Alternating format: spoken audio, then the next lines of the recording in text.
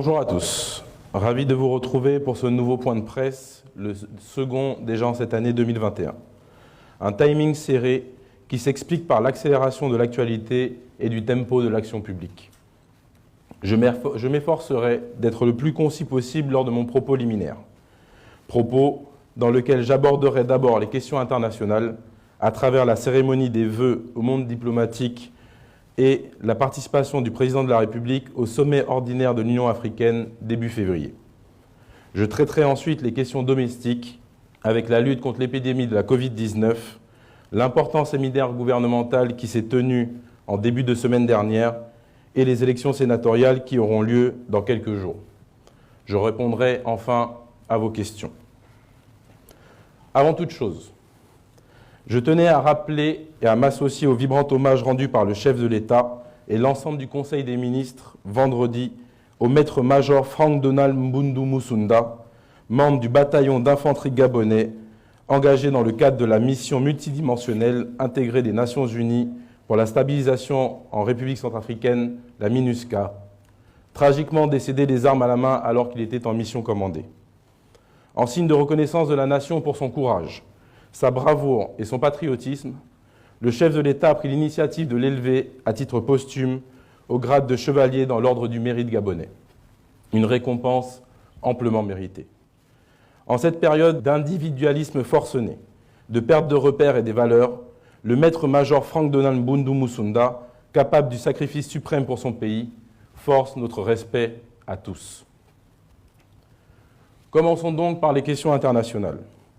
La cérémonie des vœux au corps diplomatique a rappelé, si besoin était, combien le Gabon est un acteur majeur sur la scène diplomatique, non seulement au niveau continental, mais également international. Je vous rappelle que notre pays a été choisi lors de la COP 2019 à Madrid pour présider le groupe des négociateurs africains en vue de la prochaine COP qui aura lieu en novembre prochain à Glasgow, en Écosse. Le signe du rôle majeur que le Gabon joue en matière de diplomatie environnementale et de défense de l'accord de Paris sur le climat. Le Gabon a par ailleurs été élu en octobre dernier membre du Comité des droits de l'homme de l'ONU. Ici aussi, c'est une victoire pour notre diplomatie, la preuve que le Gabon est un acteur important dans le concert des nations. Enfin, cette cérémonie de vœux au corps diplomatique a été l'occasion pour le président de la République, chef de l'État, son Excellence, M. Ali Bongo Ondimba, d'annoncer que le Gabon a déposé sa candidature pour briguer un siège de membre non permanent au Conseil de sécurité des Nations Unies pour la période 2022-2023. Un objectif pour lequel notre appareil diplomatique déploie déjà toute son énergie. Le prochain sommet ordinaire de l'Union africaine se déroulera les 6 et 7 février prochains. Covid-19 oblige, il se tiendra en visioconférence. Son Excellence, M. Ali Bongo Ondimba, y participera naturellement. À cette occasion, le président de la République démocratique du Congo, M. Félix Tshisekedi, succédera à la tête de l'Union africaine au président sud-africain, M. Cyril Ramaphosa. M. Tshisekedi a d'ores et déjà fait savoir qu'il aura deux priorités: la lutte contre la pandémie de la Covid-19 et le déploiement de la zone de libre-échange continentale africaine. Deux priorités avec lesquelles le Gabon est parfaitement en phase et pour lesquelles il apportera son entier appui au président en exercice de l'Union africaine. Venons-en maintenant aux questions de politique intérieure. Commençant par l'urgence du moment, la lutte contre l'épidémie de la Covid-19. La situation est, et je ne vous le cache pas, préoccupante. On assiste depuis un mois désormais à une augmentation du taux de contamination au virus. Conséquence, après être descendu sous la barre des 100 cas actifs courant décembre, notre pays compte aujourd'hui plus de 250 cas actifs. Et la tendance est à la hausse, comme l'a souligné le Premier ministre lors de la conférence de presse faite samedi dernier. À cela s'ajoute la mutation du virus et l'apparition de nouveaux variants, britanniques, japonais ou encore sud-africains, beaucoup plus contagieux.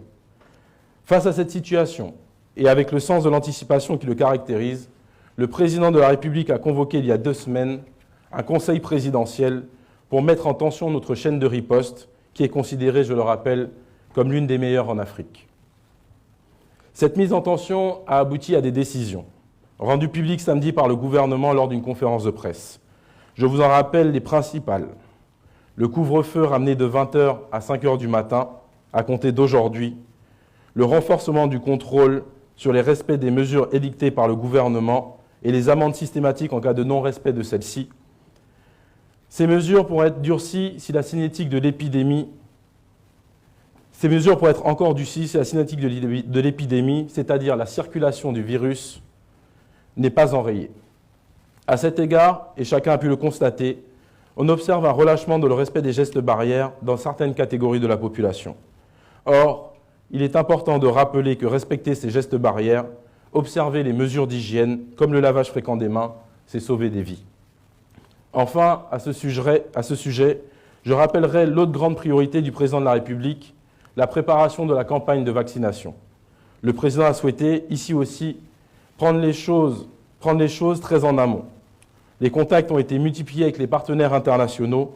Je vous rappelle l'engagement pris par le chef de l'État lors de ses vœux du 31 décembre dernier, faire du Gabon l'un des premiers pays en Afrique à bénéficier du vaccin et à déployer une campagne de vaccination sur l'ensemble du territoire national. Le vaccin apparaît aux yeux de tous les spécialistes comme la seule porte de sortie vers un retour à la vie normale. Voilà ce qu'on peut dire à ce jour au sujet de l'épidémie de la Covid-19. La situation est préoccupante et appelle la vigilance de tous. À cet égard, mesdames et messieurs des médias, vous aurez sans doute un rôle de sensibilisation et de pédagogie à jouer. J'en viens maintenant au séminaire gouvernemental qui s'est tenu la semaine dernière. Je vous en rappelle brièvement l'objet. Accélérer la transformation économique et sociale de notre pays en fixant des objectifs ambitieux. J'en citerai quelques-uns. Réduire le poids du secteur pétrolier dans notre PIB. Faire passer la part de notre consommation alimentaire produite localement au-dessus des 50% afin de diminuer nos importations et favoriser l'essor de notre agriculture et de notre industrie. Mais aussi restructurer et diminuer le poids de notre dette, favoriser les PME gabonaises. Je vous renvoie à ce sujet au projet d'ordonnance qui a été adopté lors du dernier Conseil des ministres. Outre des objectifs ambitieux, ce séminaire a également, et peut-être surtout, permis de définir une méthode rigoureuse et inédite d'exécution, de mise en œuvre. C'est sur ce point que j'aimerais insister. Tout d'abord, la cohérence entre les annonces et les actes sera assurée par l'adoption d'une loi de finances rectificative. En clair, à l'avenir, aucune annonce de nouveaux projets ne sera faite si les projets en question n'ont pas été préalablement financés. Ensuite, un reporting sera fait chaque trimestre par les ministres concernés, à la fois devant le président de la République, le Parlement et devant la population. Ce reporting trimestriel, quasi inédit en Afrique, garantit la transparence mais aussi l'efficacité du processus. Les ministres sont donc puissamment incités à éviter tout retard. D'autant plus que le président de la République l'a dit, il n'hésitera pas à sanctionner les ministres défaillants. On pourra y revenir plus largement dans quelques minutes, si vous le voulez, lors des questions-réponses. Enfin, je voudrais clore mon propos liminaire en évoquant les élections sénatoriales des 30 janvier et 6 février prochains. À cette occasion, 52 sénateurs seront donc élus dans quelques jours pour 6 ans à la Chambre haute. Ces 52 sénateurs seront rejoints par 15 autres, nommés par le président de la République, ce qui fera 67 sénateurs en tout, ce que prévoit le projet de loi organique adopté en Conseil des ministres vendredi. J'en cite le compte-rendu. Le texte prévoit que les sénateurs nommés sont désignés par décret du président de la République parmi les personnalités ayant honoré le service de l'État, âgés de 40 ans révolus, jouissant de leurs droits civils et politiques et n'étant frappés d'aucun cas d'incapacité par la loi. Comme je l'ai dit lors de mon dernier point de presse, il s'agit d'une avancée démocratique. D'une part, cette disposition est déjà présente dans certaines des plus grandes démocraties dans le monde. D'autre part, elle permet de renforcer le niveau de compétence du Parlement, ce qui est nécessaire compte tenu de la technicité de plus en plus élevée des dossiers. Ici aussi, en tant que citoyen, on ne peut que s'en réjouir. Ainsi s'achève mon propos liminaire. Je me tiens maintenant à votre disposition pour répondre à vos questions.